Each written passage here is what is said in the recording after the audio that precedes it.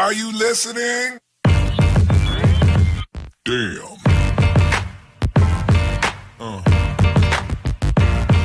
Yeah.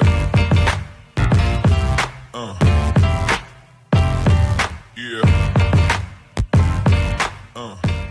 The third round, the winner by TKO, Sir Charles Meier.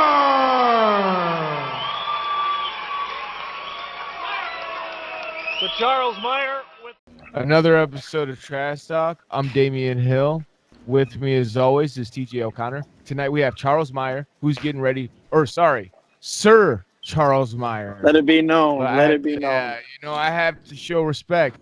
So we have him tonight, who's getting ready to fight January 25th at the Minneapolis Conventions. A big card, Caleb Truax, and you're actually making your return back to the I'm used to interviewing a lot of MMA fighters. Back to the ring. Yes. How you feeling tonight? I'm feeling pretty good right now. I just got to the gym trying to get a little bit of road work in. So, get my body, get those last little bits of exercise in that I can. Oh, yeah. Yeah, that's awesome.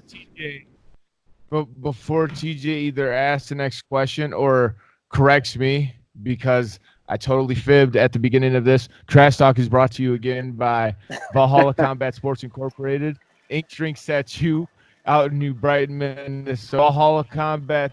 Did I already say that? Which one did I say first? You said Ink Strings Tattoo. All right, I'm going to just start over. All right, here we go. Ink Drink Tattoo out in New Brighton, Minnesota. Valhalla Combat Sports out in Fridley, Minnesota. Spartan Martial Arts. The Fighters, TJ's mom, James Clark's Sports Psychology and Hypnosis Therapy, Origin Wellness, CBD out in Minneapolis, Minnesota. And I think I got it now. Now, TJ, you want to go ahead with your question? Yeah, definitely. We've got to give time for the sponsors. We love all of them so much for helping this work. But, Charles, appreciate you talking to us here. Big fight, like Damian said. It's a comeback fight. You've been away from the ring for a while. Just because of that, just for the fans of the show that might not know, how about a little background on yourself? How did you get into boxing? When did you actually turn professional? Where do you train? Things like that. Well, I actually got into boxing. My cousin, James Taylor, is a boxer, and I got into it following him. And then when I stayed pro for a long time, like way too long, ended up turning pro at a very, very, very late age when most guys are already retiring. I didn't turn pro until I was like 35 years old. But my thing is, if you can do it, do it. Don't never have any regrets about something that you want in life, man. If you want it, it doesn't matter. Go after it. Go get it. That's what I'm doing right now. I need my career to end the way I want my career to end. So that's why I'm coming back and doing what I got to do. Oh yeah.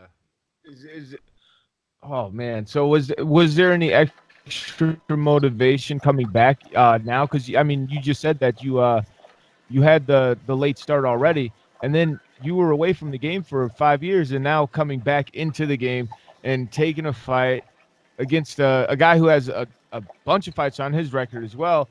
Was there any what was the motivation behind that? Things, how it is for an athlete, man. You were a fighter for a long time.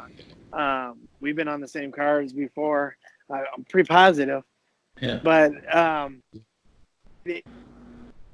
things need to end my way. You know what I'm saying? So, and there have been times I tried to come back and I kept getting injured. And so it would just prolong it. And being my age and my kids getting older and me putting my daughters in first, things just always got in the way. So one thing I did, there's an old saying that says, if at first you don't succeed, try doing what your coach actually told you to do. Well, That's what I did this time. I actually listened to what my coaches told me, and I went slow. Like going slow is something I don't quite understand. It's something I never did. I'm usually the guy, I just go straight forward and I run through that wall and I go get what I want to get. So this time I actually had to learn, I had to grow up and learn and take things slow. And it's been a process. Let me tell you that. It's been a year-long process almost of trying to make this work. Man, you have to love the work that goes into it. Making the comeback here, and especially getting a chance to perform now on a card like the one on January 25th. We've been talking about this one leading up to it for a while. We also had a chance. Some of the guys we've had a chance to talk to are some of your stablemates and teammates. Okay. And we had a chance. We talked to D'Angelo Curtis, and D'Angelo. I mean, I hate to say nice things about D'Angelo, especially, but D'Angelo couldn't. He couldn't stop saying like about how much work you're still putting in, and he was telling us how don't matter how long you've been away from the ring, you're still bringing it. What is that like, the confidence you get getting a chance to go with these guys who have he's been away for a little bit as well, but been more active, younger guys, and still holding your own, if doing well? It's funny. Well, first let me say big shout out to D. He's been putting in work for his fight that's coming up, I believe, in 2 days out at Mystic Lake. And big shout out to him. He started helping me in my process of coming back for this fight. And so I wanted to make sure I was there for him, trying to help him the last couple weeks, trying to help him get ready for this fight. But as far as myself, you either want to do something or you don't, and if you don't, you just kind of half-ass it.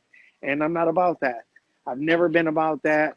If you've ever seen me fight, I give everything I have every single time I fight. And there wasn't going to be any difference in my training process. But I'm going to tell you right now, after 5 years, it's literally taken me pretty much this whole year to get where I am now. Yeah. It's not easy.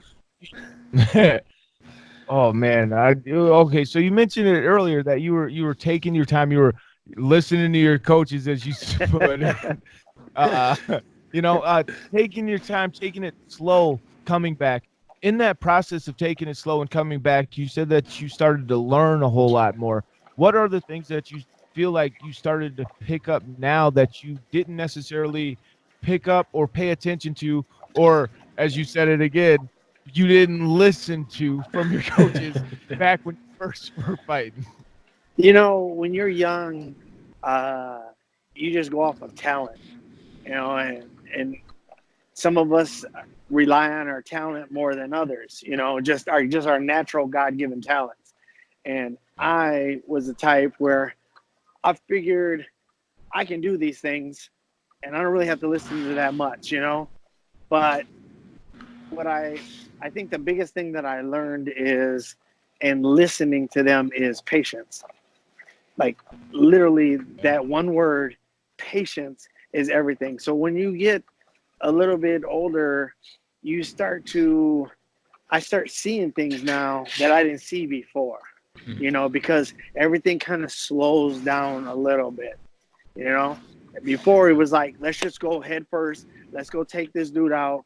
Let him come at me. Let me catch him as he's coming in, and then, or whatever. And then now it's let this process happen. Make sure my feet are moving right. Make sure my hands are, everything is right. Where before it was, let's just go, baby. Yeah, that's great. No, that's perfect, and that's great. How, like you said, the experience and how these things open your eyes up, and just bringing it back to the fight now here on January 25. You're fighting a gentleman called Fred Thomas. Damian mentioned it earlier. He's very experienced. Records aside, the one thing about him is he's always going to show up on weight, ready to fight. Right. two-part question. Like, does that help with a comfort level, knowing that all you have to do is your part? You have an opponent that's going to show up and fight. And then the second part of that is, we never like to ask game plans or anything like that, but what's the one thing that you have to bring to the ring on January 25 to get that hand raised? I have to bring confidence. Mm. Like, I mean, that might sound funny for a boxer to say, but like, after being out of the ring for so long, you know, you could doubt yourself in a lot of ways, and when you doubt yourself, that's when you get hurt, man. Anybody who fights knows you can't have the slightest of doubts in your mind, you know. Yeah. So that is definitely something I've had to work through in my training camp, from different sparring sessions. You know, guys let me know you might not still be there. You know, I'm like, okay. So then you start thinking about different things. And yeah, it's a phenomenal thing to know that he's just going to come in, he's going to make weight, and he's going to be at the fight. Yeah. It's very relaxing and not having to worry about a no-show. Yeah. Yeah, it is. Oh my God. I love when you know that you got somebody who's actually going to be there. It takes so much more stress off the fight, because there's already a lot more stress already on the fight already, you know, especially like family, friends, and teammates that all want tickets, meeting up with them, trying to get it to them, you know, because you want them there. And then the guys that, cause we all have those buddies that literally wait last minute. You're about to weigh in and they're asking for tickets. It's like, dude, I'm at weigh-ins, get them after. You don't want to meet up after. And then the next day, you're at the fights, you're getting your hands taped, and your cell phone's just going off. Yeah, Where's like, the fight? What time does it start? Yeah, I was like, who I get tickets at the venue, dude. Hey, like, TJ, right? When you say where do I get tickets, or what time does the fight start? I'm like, what? Like, it's the day of. Like, how do you not know when the fight starts? Yeah. Did you even make? Sorry, I'm like, did you even make plans? Did you? Like, I text you 100 times. I put it on Facebook over and over again. I put it on Twitter, and you're still like, hey, what time does the fight start? I should fight you next. Yeah, it's like my profile picture is the poster that has the damn start time on it.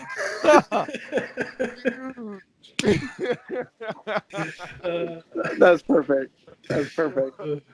That's perfect. I kind of got off track a little bit with that. That's no problem. Sorry. Oh man, TJ, could you get us back on track, because I'm still laughing at that. Yeah. That was great, but it's definitely the shortfalls that we do have. I mean, and you know, you mentioned it's been a year-long road getting back to this fight. Just before we wrap it up here tonight, I want to give you an open platform just to thank anybody that's been there for you, any sponsors, teammates, anybody outside of the gym that's making this comeback possible, and that you want to give a special shout out to. You know, first, I'm gonna switch it up a little bit. I'm gonna say a big thanks to my wife, actually, because I've been putting in this work, and this fight has been pushed back a couple of different times for different reasons. And each time she's just been like, no problem, no problem.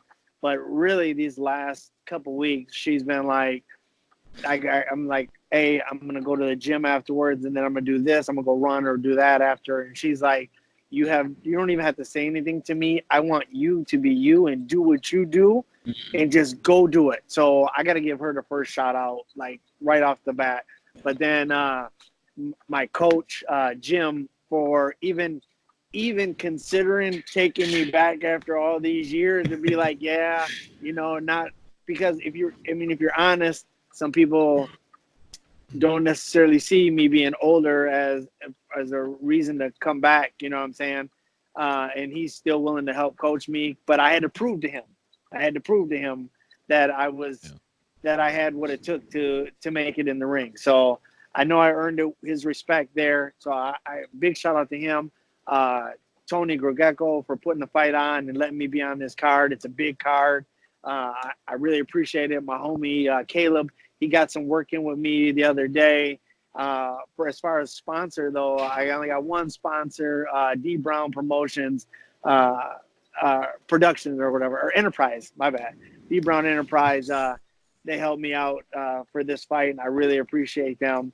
And then it is what it is now. And I was just trying to get this last little bit of conditioning in and pad work in and do what I got to do.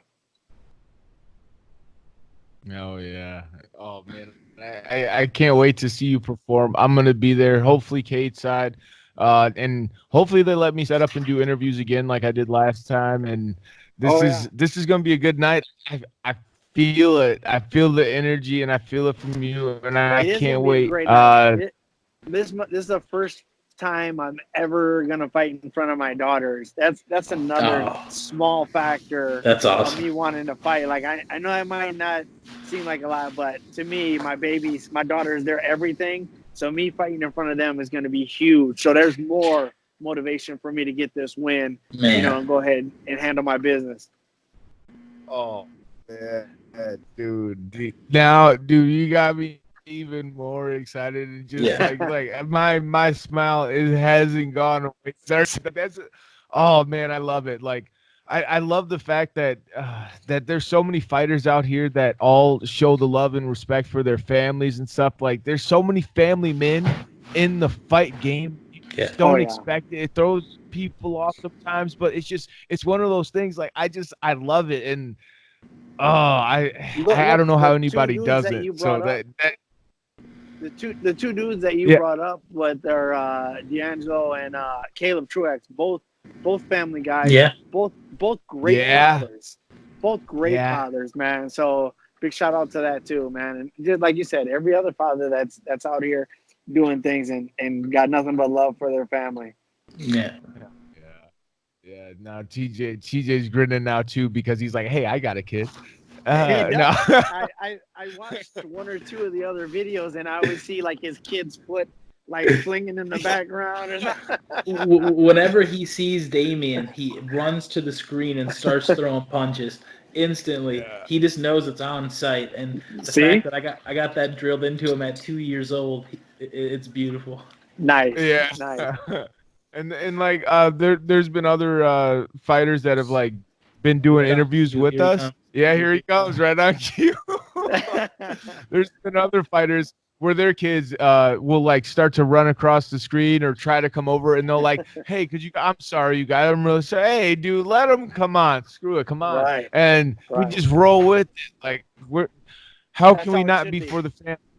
You know, the fighters have families, and we're all about the fighters. For fighters, by fighters. And people watching, hit that subscribe button. Trash Talk with Damien and TJ. Do not be a hoe. We love the families. Yeah, he ran because he didn't want the tank. That was TJ's son running, everybody. Yeah, mom went the other way, so he went the other way. Yeah. All right, and that wraps it up. Peace out.